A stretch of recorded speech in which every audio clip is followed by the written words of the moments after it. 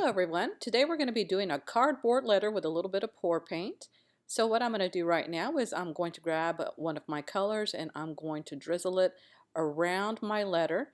Be generous, but as you can see, I am kind of pooling some of the color together. So it's not it's not the size of spaghetti. We've got actual petals, and you can see right here with this magenta how I actually let it pool around some of the colors. It's okay if it overlaps. So let's go ahead and put some of the turquoise in there. And again, don't get too busy with it. You're going to let the spatula do a lot of the work. Always check the consistency of it if you'd like to. Make sure it's a consistency of pancake batter. And we've got our gold that I'm going to drizzle in. Try not to overlap too much. Again, you want to make sure to have those puddles of color. And then my last color is going to be my white. And I can see that's a little too watery. Let's mix that up just a little bit. And let's go ahead and pour it in our remaining spaces. And I definitely want that to kind of pour over onto some of my edges. So it is okay if it starts running over. And we'll be taking care of that a little bit later. Now I usually wear gloves for this. At this point I didn't have any, but you'll see why in just a second. Now I'm going to just use a regular spatula. Look at how flat I'm holding that. You want to make sure to wipe it with a paper towel before you do your next one. All right, another swipe. Nice and flat, not too hard or else you'll just scrape off that paint. Notice some areas I don't even swipe. And again, it does go over the edge. Don't worry about that paint that is falling over. Look at what we're doing.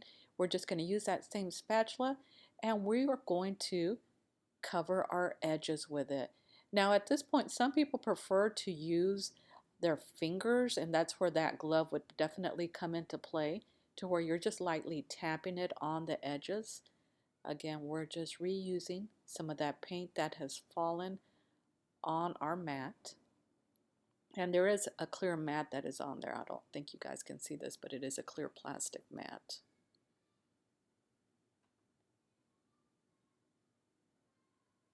And again, it is okay to move that letter around just a little bit. This is going to take us a little while, especially with this letter. There's so many crevices in it. Keep grabbing some of that. Let's get into those tight spots in there. These are the areas that would probably work best with a finger.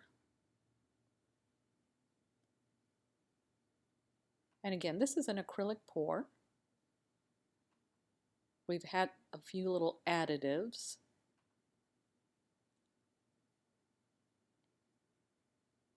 And we're just about done.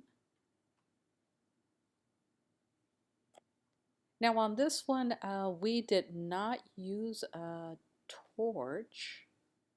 If you don't see enough bubbles, and you can see some bubbles right there, right above my spatula, especially in that gold area, with our additives, I mean, they are starting to pull up some beautiful cells.